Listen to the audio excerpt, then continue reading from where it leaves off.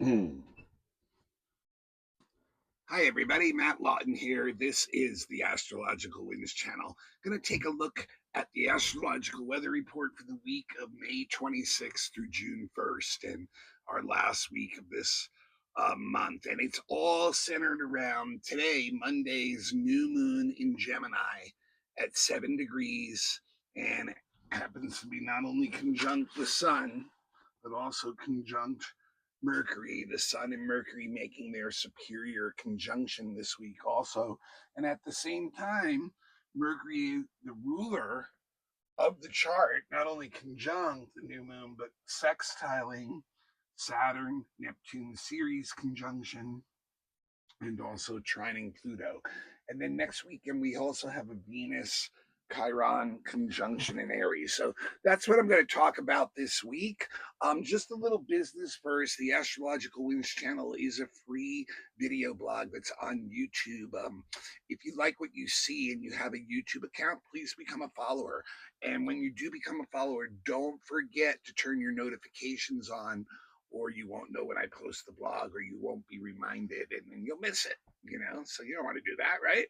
And then also, blog was a podcast long before it was a video blog, so still available on podcasts. Just go to your podcast app, search Astrological Winds channel, you'll find it there. Don't have to watch the video, frees you up to do it at other, listen to it when you're, doing other things like driving or doing a workout or whatever. Also, the Astrological Winds channel has its own page on Instagram. So if you become a follower there, the link will come up in your newsreel on Instagram. Sometimes I post other stuff there. I haven't been doing too much there lately. Um, and then the other place they'll always find it is at my website, www.astrologicalwinds.com. And I have a tab with all the blogs, not for the last few months up there. And you can refer back to them, and you can always find the current one there too. Also, that is where I list all my professional services for those of you who've been asking about that. And I'm looking the little information thing on YouTube too, and you'll see my contacts there. But it does have my menu and all the prices, and I can work with you on the pricing if you need to make payments. But I've been doing professional readings for over 20 years. And when you're ready to have your chart done, or some predictive work or relationship or whatever, please drop me a line and we'll work something out. I'd love to do that for you.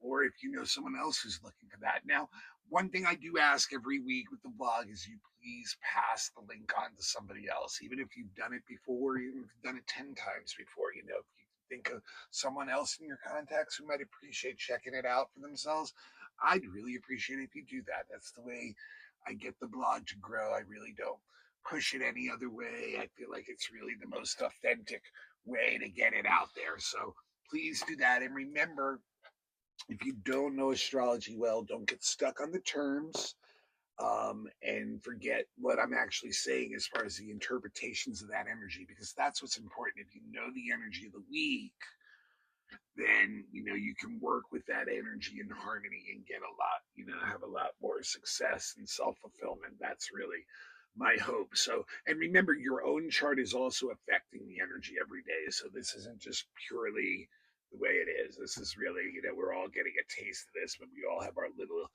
own chart and our own proclivities that also turn the energy a certain way for us personally. But anyway, the whole week really, just like last week, where everything seemed to be really tied together, and there was a lot of the Saturn and Neptune conjunction in Aries involved. It's very similar this week again. We had all tied into this new moon in Gemini. So it's at 7 degrees Gemini. So that the first thing is, look at your chart and find where 7 degrees of Gemini is, and what house that is. And that's, the house where the new moon is falling for you. And like every new moon, it's a beginning time, it's a seeding time. So if you look, say it's in your 11th house, then you may be looking at forming some new groups, or maybe you have some new goals that you're working on, or maybe there's some new friendships that you're forming. That's where this energy will be really focused. So that's, but like I said, it's at 7 degrees of Gemini, and it is conjunct the sun, which is Mercury, which is the superior conjunction of the sun and Mercury, which will be about exact on Thursday. So yeah, so like the sun and moon and Mercury all in Gemini together, really. And remember last week, Mercury went into Gemini, and I said, Mercury's very strong in Gemini. It's one of the two signs that it rules. It's really about what Mercury is a lot about. And that's what all three of these things are doing this week. The sun and moon and Mercury all in Gemini. If you're going to say one thing about that, they're really interested in collecting information. And that collection of information goes through us very rapidly, and it can be nonstop at times. So this will be a week where a lot of input is coming in. There's a lot of information being brought into our own personal database, and it's expanding. And it's like, it can be very much on a really building block level, like some really basic new stuff. But Gemini gives a very curious mind. It's very intellectually driven to learn new things, and it's very interested, and it just jumps from one thing to another very rapidly. It's it collects a little bit here, a little bit there, a little bit here, brings it all in. And then what's really important too is that it starts to communicate that stuff, because we start to adopt a lot of those new ideas into our thinking, and then we want to start to talk about it. We want to bring it, we want to tell other people what we're thinking, what our thoughts are, what our ideas are. So this is a time where we really go out and try to initiate connection to communication. That's another thing that Gemini and Mercury are all about, is like communicating that information, like wanting to bring it out of our thinking and bounce it off of other people and see what their opinion and feeling is, and maybe adjust our thoughts and opinions even after that, as we bounce it off of other people. And also, because of that, it's really a good time for you to just make announcements in general. This is like an extroverted energy. Like, you can get the word out on what you're doing, is it business or some other idea, but it's a very extroverted, social kind of energy. Now, the other thing that, like I said, obviously, Gemini having this really curious intellectual thing, it is just a great time to take up new courses of study. Anything that you want to learn more about and add to the broad base of your knowledge. So, you could do that yourself, obviously, just reading books, taking courses online, things like that, or you could be doing it officially in a class or something like that. But, like, it's really just one of those times where, it's excellent because the mind is just really acute, and it's receptive, and it wants to learn. It also, Gemini is really good for like using media to get the word out, like, getting, the things we want to get out into the world. Like, if we can use some kind of media, that can help us connect with a lot of others too. Now, when you drink, it's funny because, Gemini is really intellectual, right? And so is Mercury. Mercury's the ruler of the intellect, of the mind, and so the moon actually helps inject some emotion into the equation also. And so a lot of times, especially when you have the superior conjunction of the sun and Mercury, we can be very, very subjective. That's the natural way to be. It's, we really want to talk about what we're personally interested in right now, what we're really living day to day right now, right? But the moon being here too will help us actually be more receptive, will help us also be able to listen to others, will actually help bring some emotion into the equation so that we can use the gift of the communication and the tongue that Gemini has to articulate our emotions, even, to be more, to get you emotions into that Gemini energy. And it can even start like new emotional journeys, actually, because it's a seeding time once again. So it like may like reset where you're at. You may tap into some one of the emotions, and that may become your generalized emotion for a few weeks during this new moon cycle, so you can really, really tap into that and really experience that and like help it to be like, oh, in the background, I'm feeling really good, or whatever it may be, and when you tap into that, um one of the things, once again, like, because the energy can get subjective with the conjunctions and the sun, Mercury, we have a tendency, especially Gemini energy, like we can blow certain things out of proportion too. And really, from our own personal standpoint, they can be really important. And like from others, it's just like, wow, like, that's not really that big of a deal, and you may look back on it later and think the same thing too. Like, why did I, latch onto that and blow that so much out of proportion? So, that's something to be aware of too. Um, but like I said, this really does with the moon, it keeps us more open. The Gemini part keeps us more open to at the same time to allowing new viewpoints and information to come in. It just like, with the sun Mercury part, it just has to be something that we're subjectively interested in, other and then therefore wanna, do that sharing of information that Gemini does. So like it's all really like, important stuff. And it's also a time, where we can make a lot of efforts intellectually. So it's a time when you can get a lot of intellectual, what I call mental work, computer work, paperwork. So, like, maybe that's where the new projects are. Maybe you have some paperwork project that needs to be started.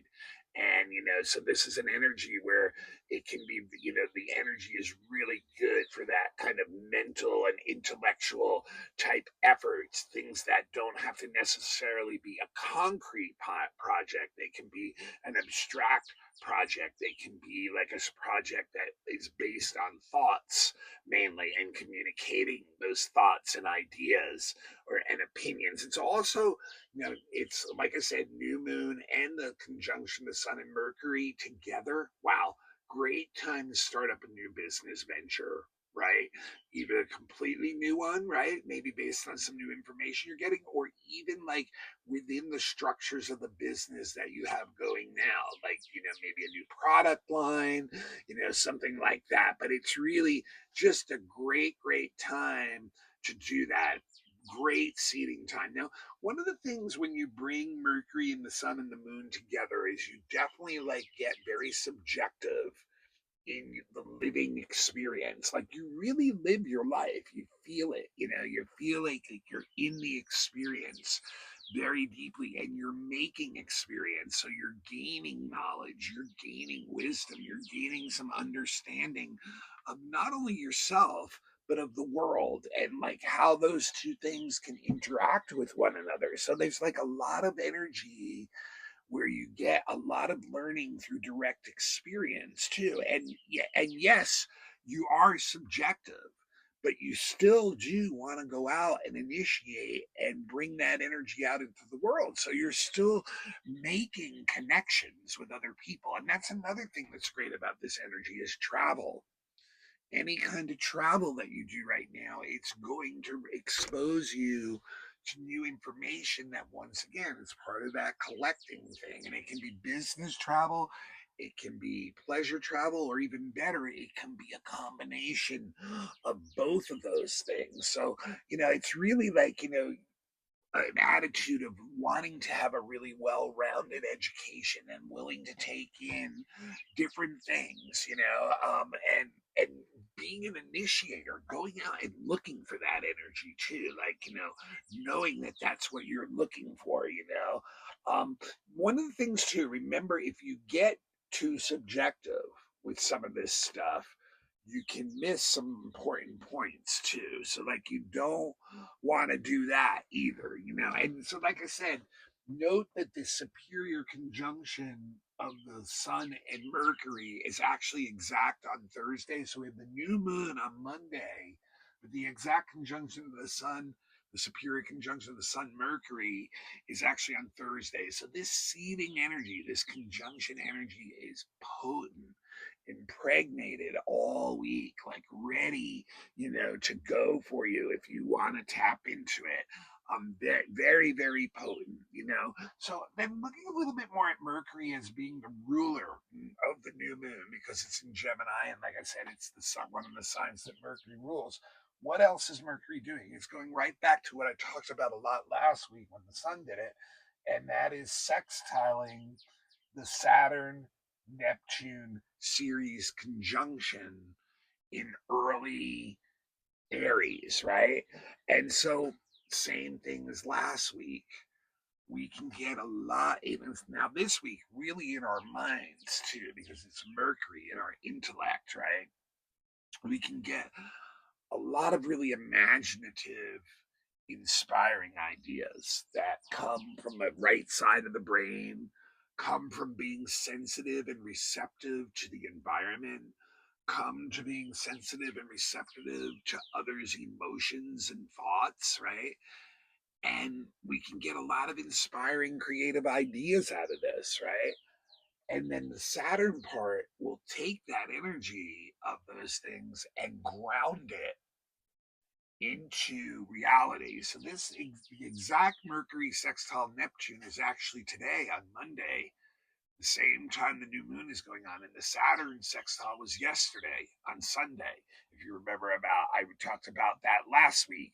So this is very, once again, it shows you we've got this great balance between right and left brain going on right now, where we can really take things from our imagination, take things that are inspiring us, take it down to the intellect, and really work on the details of getting it out into the world, you know, getting it into solid form, finding ways to take those abstract ideas and bring them into our reality and create opportunities for ourselves that are beneficial in doing so. So I think this is really, like, you know, really good energy for the second week in a row.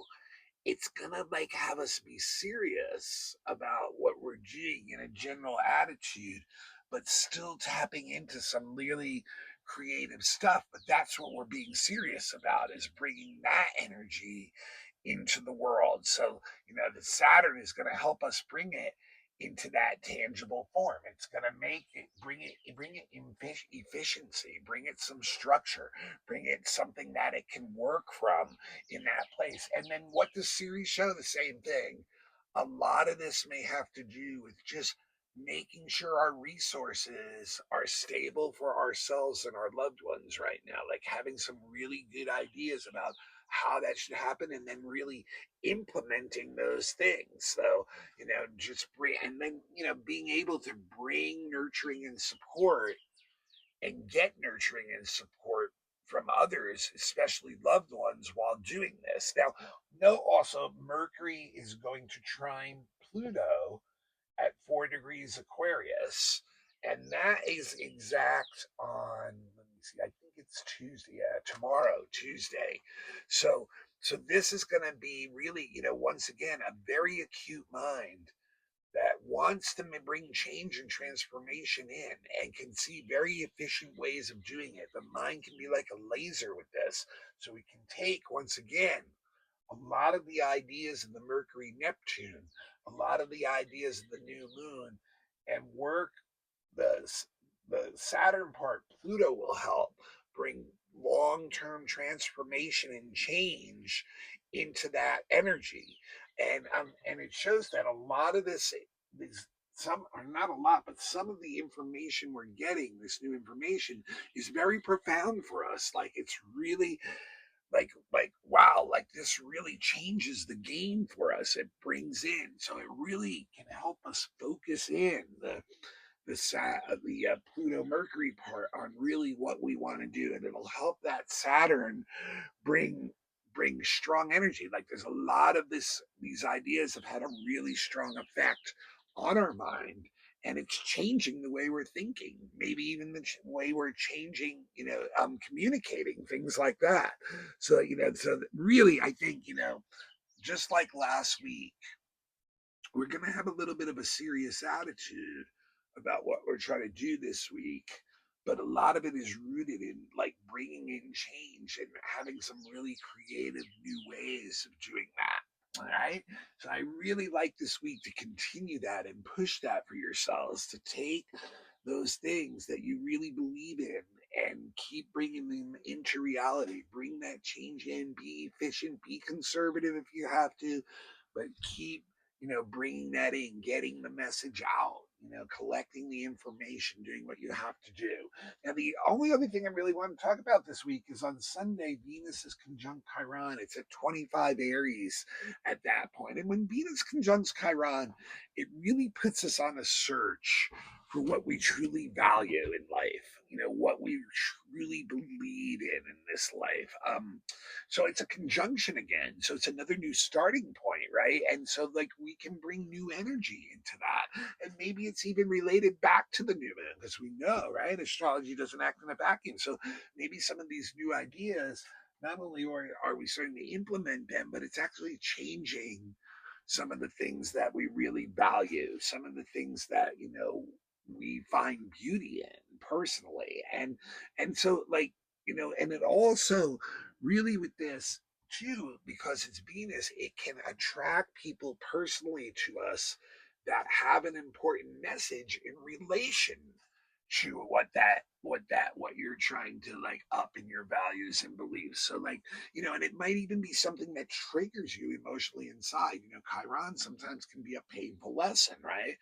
But it's still helping you like define that, what you truly value, what you really believe. So there may be some pain to the process, is my point. Now, this is another aspect too where we can get artistic creativity, Venus out, that is very healing.